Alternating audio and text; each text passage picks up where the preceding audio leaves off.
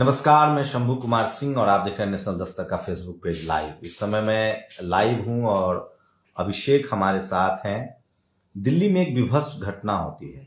अस्पताल के अंदर एक दलित समाज की महिला कर्मचारी के साथ बर्बरता होती है और उसके बाद इलाज के दौरान उनकी मौत हो जाती है। और तमाम कोशिशों के बाद अब जाकर पुलिस ने कार्रवाई शुरू की है, सरकार ने कंपनसेशन का अनाउंसमेंट किया है। मेरे साथ अभिषेक हैं, आप इनको एक कवि के तौर पे जानते हैं, बहुजन एक्टिविस्ट के तौर पे जानते हैं, युवा नेता के तौर पे जानते हैं। अभिषेक उस पूरे मामले को देख रहे हैं। अभिषेक, ये 1 मई की घटना है जी। कैसे आपको कैसे जानकारी मिली?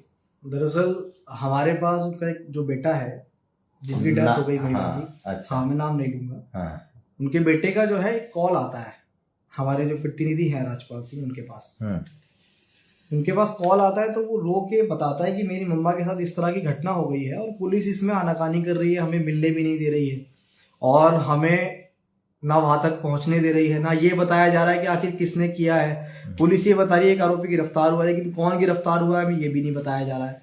फिर उसके बाद लगातार, हालांकि चीजें थोड़ी ऐसी थी कि और भी केसेस थे उनमें लगे हुए थे, तो हम लगातार उस घटना की जानकारी ले रहे थे और तमाम लोग वहां पहुंचे भी देखने, साथ के लोग। लेकिन फिर अचानक एक खबर आई, आखिर हमें पता भी लेट लगा था। फिर अचानक उसका कॉल आया कि भैया मम्मा जो है वो डेथ कर गई है।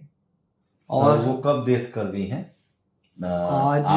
आज 10 मई है। 10 है ना, 8 तारीख को। 8 मई को 8 तारीख को वो डेथ कर गई है। और जैसे ही हमने ये सुना तो हम एकदम बिल्कुल ये हो गए, क्योंकि हमें बताया गया था कि वो थोड़ा सा रिकवर कर रही है धीरे धीरे।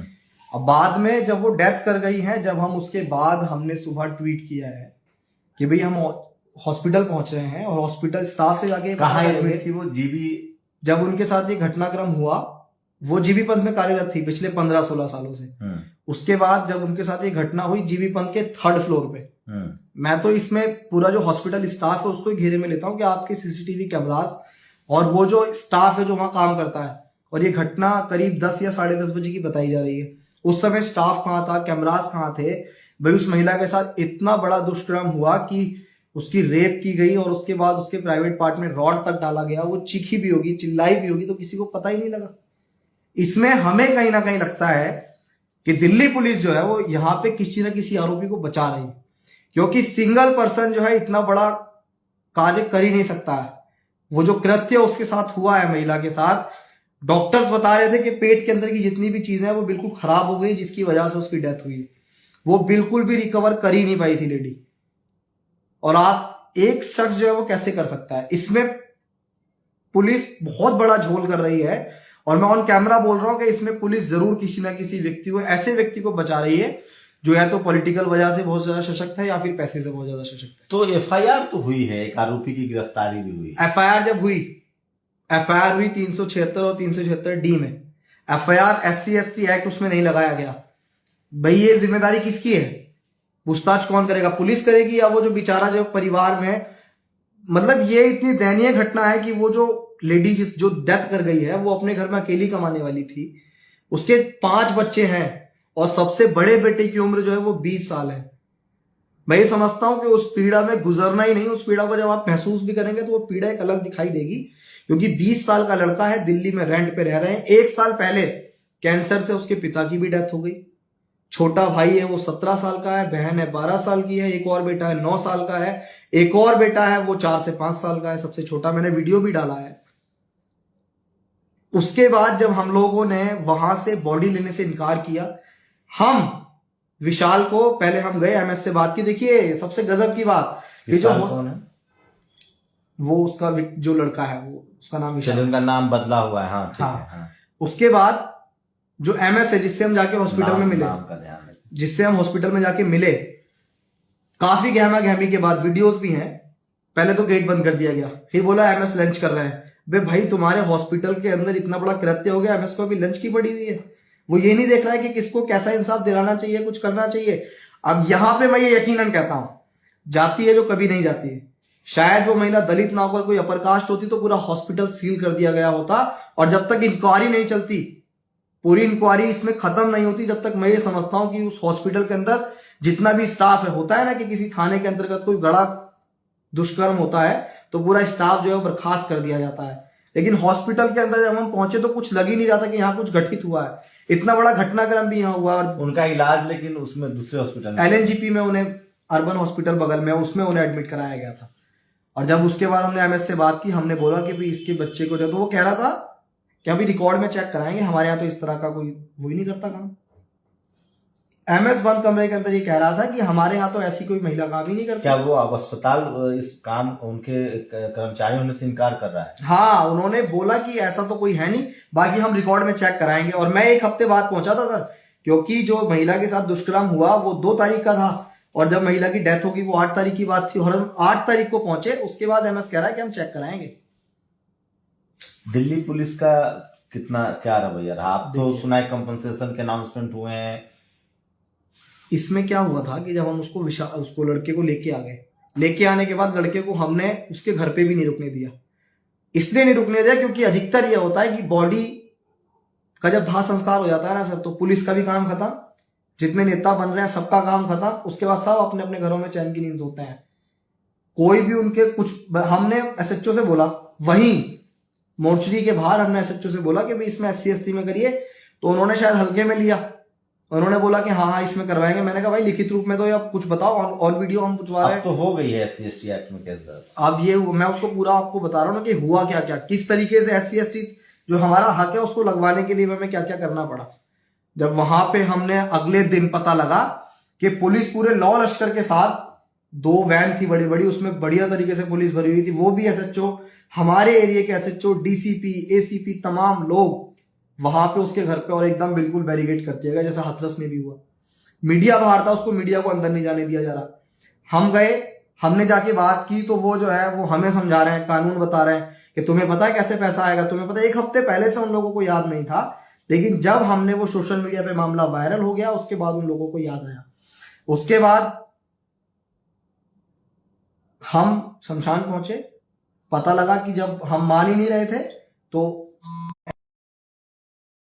की तरफ से अधिकारी आए, और अधिकारियों ने हमें भी पूर्णतः आश्वासन दिया, उनका कार्ड भी था हमारे पास। उन्होंने कहा कि भाई इसमें जो है SC ST एक्ट के लिए हमने पूरा कह दिया है, और जो भी इसमें कंसेशन होता है वो कंसेशन दिया जाएगा। फिर वहां पे जो वहां के SDM थे, उन्होंने बोल दिया कि भाई 3 महीने का राशन तुरंत उन्होंने डलवाया, और बस उसका वेट कर रहे हैं अभी। और हम ये भी कह रहे हैं कि अगर पुलिस और वो तमाम लोग ये चाह रहे हैं कि भाई उस समय बरगला के बॉडी का दाह संस्कार हो गया तो मामला खत्म हो गया, तो मामला खत्म नहीं हुआ है। जब तक उस परिवार को पूर्णतः न्याय नहीं मिल जाएगा, अभी तो हम दिल्ली के अंदर अरविंद केजरीवाल जी की सरकार है, जाती है कि नहीं जाती है। स्वाति मालीवाल जी जो है महिला आयोग की अध्यक्ष हैं, मैं तो उनसे कहना चाहता हूं कि आप तमाम मामलों में खड़ी रही हैं, और आप इस मामले में भी कह रहे हैं कि आपने पूर्णतः सारी चीजें की, लेकिन जिस दिन हम हॉस्पिटल गए उससे पहले उस पीड़ित परिवार के दुख को, उसके दर्द को कोई पूछने वहां नहीं गया तो नहीं गया। अगर आप ट्वीट करके ट्वीट किया है कि हमने केस दर्ज करवाया, दिल्ली पुलिस को तलब किया, ये वो बताएंगे, पीड़ित परिवार बताएगा कि कौन उनके साथ खड़ा रहा, कौन नहीं खड़ा रहा। वहां कॉलोनी वाले लोग बताएंगे कौन के साथ खड़ा रहा नहीं रहा। जब वहां 1 हफ्ते बाद वो डेथ कर गई है, उसके बाद वो खुद राजनीति चमकाने वहां पहुंच रही हैं, और वो ये दूसरों के ऊपर आरोप लगा रही है कि हमने सारी चीजें करवाई और दूसरे लोगों ने कुछ नहीं करवाया। तो गए थे वुमेन कमीशन भी, आप गए थे? हाँ, मैं गया था वहां। जाने के बाद बर्ताव ऐसा था कि हम तो उनकी बातों को मान रहे थे, वहीं हमें लोग बोल रहे कि एक एटीट्यूड दिखा रहे हो, कमाल हो गया। और वो SC कमीशन से भी आप लोगों ने, SC कमीशन से हमारी जब बात हुई तो उन्होंने कहा कि हम जो भी इसमें है वो करवाएंगे, क्योंकि वो लोग मजबूरन भी आए, प्रशासन ने उन लोगों को बुलाया, दबाव था, क्योंकि हम मान ही नहीं रहे थे। बॉडी हमने मोर्चरी से निकलने ही नहीं दी, तुम लोग मुझे यहाँ घेर के रखोगे, हमारे लोग तो सब जगह है। लोग हॉस्पिटल के बाहर बैठ गए, और स्वाति मालीवाल जी कह रही है हमने FIR करवाई, ये करवाई, तो आपने एहसान नहीं किया। आपके पास एक आयोग है, ये आपकी जिम्मेदारी है। अगर आप ट्वीट करके ये दिखाना चाह रहे हैं कि आपने एहसान कर दिया, तो आप बहुत बेकार किस्म की ये बातें कर रही हैं। एक आयोग है, उनके पास कोई नॉर्मल लेडी नहीं है, उत्तर प्रदेश के अंदर उनके पास वो आयोग है, तो उनकी तो सबसे पहली नैतिक जिम्मेदारी है कि वो उस काम को करें। पुलिस ने भरोसा दिया है कि इसमें प्रॉपर इन्वेस्टिगेशन होगी। पुलिस ने हर केस में भरोसा दिया, इसमें भी भरोसा दिया है, और उनके भरोसे को मानकर ही सारी चीजें हम लोग मान रहे हैं। और हम यकीन दिलाते हैं आपको, यहाँ पे बता रहे हैं कि जो एससी समुदाय है ना, वो अब इतना भी कमजोर नहीं रह गया है कि वो माँ बहनों की अस्मतें लूटेंगे, उनको फिर आश्वासन दिया जाएगा और वो बैक पे जाके फिर वो भूल जाएंगे कि क्या हुआ था। आश्वासन दिया, हमने एक्सेप्ट किया कि चलिए आप लोग प्रशासनिक अधिकारी, हम संवैधानिक दायरे में चीजों को करने वाले लोग हैं, लेकिन अगर इसके बावजूद उनकी सारी मांगों को नहीं माने गए जो हमने की, उसको नौकरी एक बच्चे को उस हॉस्पिटल में जिस भी पद के वो लायक है उसकी पढ़ाई के अनुसार, उसके बाद जो भी उसको कंसंट्रेशन मिलना चाहिए वो, उसके बाद हमारी केजरीवाल सरकार से भी मांग थी कि आप 50 लाख रुपए का मुआवजा दीजिए। आपने देखा होगा ना, तमाम अगर किसी के साथ भी हो जाए तो एकदम तुरंत मुख्यमंत्री जी उठ के पहुंच जाते हैं उसके घर पीड़ित परिवार से मिलने, लेकिन आपको यकीन दिलाते हैं कि वहां कोई भी नहीं पहुंचा अभी तक। मुख्यमंत्री तो छोड़िए, विधायक भी उनके घर नहीं पहुंचा। वो लोग रेंट पर रहते हैं, बिल्कुल रेंट पे रहते अपना हैं, घर नहीं, अपना घर भी नहीं है। पांच बच्चे हैं उनके, अभी 5 बच्चे हैं। मैंने वीडियो भी डाला, पिता का 1 साल पहले देहांत हो गया, 1 महीने बाद 1 साल हो जाएगा, कैंसर से देहांत हो गया। माई थी जो कर रही थी सारी, वो पिछले 15 सालों से लगभग वहां काम, 15 सालों से 15-16 सालों से लगभग वो काम कर रही थी, जैसे उसके बेटे ने बताया अस्पताल के अंदर। और एमएस कह रहे हैं कि हमें भी जानकारी निकलवाएंगे। वो टेम्पररी थी, एडॉक पे थी, हाँ टेम्पररी थी, कॉन्ट्रैक्ट बेस पे वो बता रहा था। तो सोचिए, मैं ताज्जुब करता हूं। मुझे कई लोगों ने फोन किया था इस मामले को लेकर और हम लोग लगातार खबर दे रहे थे, लेकिन वो चूंकि रेप विक्टिम थी, हम नाम नहीं उजागर कर सकते थे। अब वो नहीं रही इस दुनिया में। उनके बेटे का सोशल मीडिया पर वीडियो वायरल है। अभिषेक ने उस पूरे घटनाक्रम में इनिशिएटिव ले रहे हैं, सोशल मीडिया पर तस्वीरें वायरल हैं। सोचिए, देश की राजधानी दिल्ली में घटनाएं होती हैं, लेकिन घटना होने के बाद जो रिस्पॉन्ड है ना, जो लीगल प्रोसेस है, जो पुलिसिंग है, जो रिस्पॉन्ड है, सोशल और जुडिशियल रिस्पॉन्स जो है, पुलिस का जो रिस्पॉन्स है, उसके बाद पता चलता है कि जाति बड़ा मुद्दा है। इस देश में जाति के आधार पर बहुत सारे फैसले होते हैं, लेकिन धीरे धीरे ही से अभिषेक जैसे लोग हैं जो बाहर आ रहे हैं और न्याय के लिए, सम्मान के लिए, जस्टिस के लिए, समाज बेहतर हो, देश बेहतर हो, शहर बेहतर हो, उसके लिए लगातार संघर्ष कर रहे हैं। मैंने आज इसीलिए वीडियो डाला था कि मेरे पास लगभग अमूमन 500 ऐसे रोज कॉल आते हैं जिसमें जाति की वजह से हिंसा, कास्ट एट्रोसिटी, जमीनों पर कब्जा, मारपीट, सैलरी न देना, बदसलूकी, और ये ज्यादातर SC ST OBC माइनॉरिटी के लोग होते हैं, महिलाएं होती हैं। 80% देश के अंदर अगर महिलाओं के साथ बलात्कार और तमाम तरह की घटनाएं, लोग कहते हैं ना कि आप जाति का एजेंडा क्यों दे देते हैं? नहीं, वो तो NCRB की रिपोर्ट्स हैं, NCRB के आंकड़े हैं कि रिपोर्ट्स हैं। रेप की घटना हो, मर्डर की घटना हो, सब जाति आधारित है, जाति आधारित है। हम लोग इसी के खिलाफ बात कर रहे हैं, इसी के खिलाफ हम लोग मजबूत पैनल चाहते हैं ताकि जस्टिस मिले। ये जाति तभी जाएगी, जातीय हिंसा तभी खत्म होगा, जातीय भेदभाव तभी खत्म होगा जब जो आरोपी है उनको दोषी कन्वर्ट किया जाएगा। इसमें पनिशमेंट जो इम्प्रिजमेंट है, जो पनिशमेंट है, जो सजा है, उसका रेशियो बेहतर होगा। कहीं ना कहीं एक जाति का जो रसूख है, जो पावर का रसूख है, वो लोगों को बचाता है। और दिल्ली के अस्पताल में इस तरह की विभत्स घटना हुई, सोचिए दुनिया के किसी और मुल्क में या भारत में किसी गैर दलित के साथ ये घटना होती तो अखबार के पन्ने रंगे होते, टेलीविजन पर बहस चल रही होती। जबकि मैं आपको बता दूं कि जो आरोपी है उसमें हिंदू मुसलमान भी है, उसके बाद भी टीवी पर खबरें नहीं चली, क्योंकि इसके पीछे और कई लोग हो सकते हैं। पूरा एक तो कोशिश हो रही है कि एक आरोपी जो है उनको पकड़ा गया है, उनको ही पकड़ा गया है। सिर्फ मैं तो ये कह रहा हूं ना कि भाई इस तरह का कृत्य जो हुआ है सर, मैं कह रहा हूं कोई भी अगर इस बात को साबित कर देना कि एक सिंगल पर्सन जो इस तरह के कृत्य को कर सकता है, तो बस हम जो कहेंगे वो करने को तैयार है। लेकिन यहां हम समाज से भी ये कहना चाहेंगे कि आप बहुत बड़े बड़े नेताओं को देखकर ही किसी मुद्दे का समर्थन मत किया कीजिए। जो हमारी बहुजन मीडिया है, मैं उनसे भी कहूंगा कि कोई बड़ा नेता अगर किसी चीज में पहुंच रहा है, आप लोग सिर्फ उसी मुद्दे को दिखाने का काम मत कीजिए। आप लोग घटना देखिए कि घटना कितनी बड़ी है। और सबसे बड़ी बात यह कि आज समाज के अंदर जो बड़ी तकलीफ वाली बात और बड़ी दयनीय स्थिति जो है कि हम लोग किसी भी मुद्दे को हमेशा पार्टी और संगठन की चीजों को लेके देखते हैं कि अगर कोई व्यक्ति दूसरे संगठन का है तो मैं उसका समर्थन करने बिल्कुल नहीं जाऊंगा। हालांकि घटना जो है वो जाति देखकर हो रही है, पार्टी और संगठन देखकर नहीं हो रही है। तो अगर हम लोग किसी घटना में हिस्सेदार बनते हैं तो हम लोग भी उस केस को देखकर, जाति देखकर हम लोग घटना में हिस्सेदार बने, ना कि पार्टी और संगठन देखकर हिस्सेदार बने। बाबा साहेब अम्बेडकर और माननीय कांशीराम साहब, तमाम हमारे महापुरुष ये कहते हैं कि सामाजिक परिवर्तन जब तक नहीं होगा हम लोग राजनीतिक परिवर्तन नहीं कर सकते हैं। तो विभत्स घटना होती है हॉस्पिटल के अंदर एक शेड्यूल कास्ट महिला के साथ, जो वहां काम करती थी, उनके साथ दरिंदगी होती है, हैवानियत होती है। अब उनकी डेथ हो चुकी है। अब जाकर SC/ST एक्ट लगाया गया है, कंपनसेशन के अनाउंसमेंट हुए हैं। देखते हैं कि उसको अमली जामा पहनाया जाता है कि नहीं। मैं लगातार इस पर अभिषेक के साथ जुड़ा रहूंगा, बात भी करूंगा। मैं फिर कह रहा हूं, बहुजन समाज को सचमुच हजारों पत्रकार और मीडिया चैनल्स की जरूरत है, ताकि इनके ऊपर जो अपराध होता है, जो जातिगत हिंसा है, जातिगत भेदभाव है, सोचिए अभिषेक जैसे लोगों की जरूरत है। आपके पास कलेक्टर भी है, मेंबर ऑफ पार्लियामेंट है, मिनिस्टर भी है, SP DM भी है। मैं ये नहीं कह रहा हूं कि काम नहीं हो रहा है, लेकिन एक डर है, एक चुप्पी है। आपको सोशल एक्टिविस्ट, पॉलिटिकल लीडरशिप और उससे भी बढ़कर जो सोशली अवेयर लोग हैं, और उससे भी बढ़कर जो घटनाएं हो रही है, सोचिए सोशल मीडिया नहीं होता तो आज हम लोग डिस्कस भी नहीं कर रहे होते। हमें सचमुच एक टेलीविजन चैनल्स की जरूरत है। आपने वकील, जज, बैरिस्टर, MP, MLA, नेता, अभिनेता सब बनाए हैं। पत्रकार बनाने की जरूरत है, टेलीविजन चैनल्स खोलने की जरूरत है, सोशल मीडिया प्लेटफॉर्म को मजबूत करने की जरूरत है, ताकि इस तरह की घटनाओं पर संज्ञान लिया सके। जिस तरह से दिल्ली में महिला खिलाड़ी धरने पर बैठी है, मैं लखनऊ में एक खबर बताऊंगा किस तरह से कॉलेज में जाति आधारित एक शेड्यूल कास्ट स्टूडेंट का उत्पीड़न हो रहा है, हैरेसमेंट हो रहा है। वो कई बार पुलिस के पास कंप्लेन कर चुकी हैं, FIR दर्ज नहीं हो रहा। हम लोग एक बड़ी तहकीकात के साथ, बड़ी तैयारी के साथ आएंगे और आपको रूबरू कराएंगे।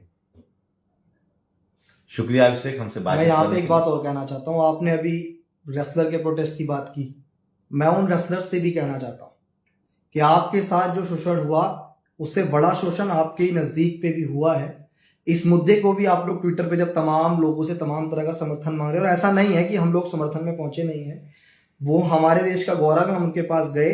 लेकिन यहाँ पे एक महिला के साथ जिस तरह आजकल तो वो सोचिए, वो किसान समाज की महिलाएं, वो भी आजकल विक्टिम हैं, और उनके पास भी टीवी अखबार ना है। हाँ। सब उनके मुद्दे भी बहुत उछल नहीं रहे हैं। देखिए यहाँ पे कहेंगे तो ये हो जाएगा कि अब इसको भी अब अलग अपना रूप दे रहे हैं। नहीं, कहना तो ये है कि हम कहना नहीं चाह रहे हैं, लेकिन सच तो ये है कि वो OBC कम्युनिटी जो है वो ये चीजों को समझ ही नहीं रही है। अब भी वो भी अब पीड़ित की लिस्ट में आ गए हैं। अब पता लग रहा है, धीरे धीरे पता लग रहा है कि जो माननीय कांशीराम साहब कहते थे ना, SC, ST, OBC और माइनॉरिटी, उनके साथ जो शोषण हो रहा है, लेकिन शायद उसमें एक कम्युनिटी थी, वो ये समझ रही थी नहीं, ये तो सिर्फ राजनीतिक रूप से अपना एक नया रंग देने के लिए इस बात को कह रहे हैं। लेकिन धीरे धीरे चीजें साबित हो रही हैं और निकल के आगे न्याय के लिए संघर्ष करना पड़ रहा है। देखो ना, आप महिला होके एक तरफ प्रधानमंत्री मोदी जी उनको, विनेश फोगाट को बताते कि वो बेटी है हमारी।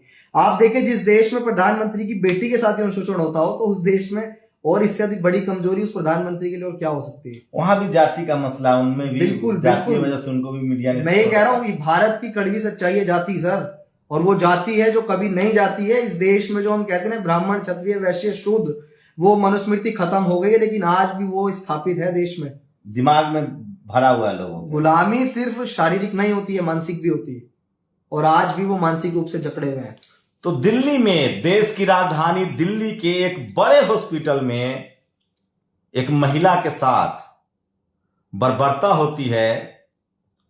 अब उनकी मौत हो चुकी है, और उसके लिए, न्याय के लिए, जस्टिस के लिए लोगों को गुहार लगानी पड़ रही है। टीवी चुप है, अखबार चुप है, क्योंकि टीवी अखबार जाति के हिसाब से कैंपेन चलाती है। शुक्रिया अभिषेक हमारे साथ जुड़ने के लिए। अगली बार प्रशासन जो है महज आश्वासन देके हमें रोक नहीं सकता सर। तो प्रशासन भी अब सोचिए, इस तरह के हालात हैं, खासकर SC, ST, दलित, पिछड़े, शोषित, वंचित और किसान समुदाय के मामले में देखा जा रहा है कि प्रशासन भी बहुत डिले का काम करता है। मैं फिर कह रहा हूं, ये जातिवादी मुल्क है। चपरासी से लेकर चीफ जस्टिस तक जाति से फैसले होते हैं, उनकी जाति पर नजर रखिए। और इस देश के हर समूह, हर जाति को अपनी भूमिका निभानी पड़ेगी, उनको बातचीत करना पड़ेगा और सबको, जब तक डाइवर्सिटी नहीं आएगी तब तक, चपरासी से लेकर चीफ जस्टिस तक चेक एंड बैलेंस नहीं होगा, डाइवर्सिटी नहीं होगी, तब तक न्याय मिलना मुश्किल हो जाएगा। आप लोग अपनी प्रतिक्रिया जरूर दीजिए। शुक्रिया।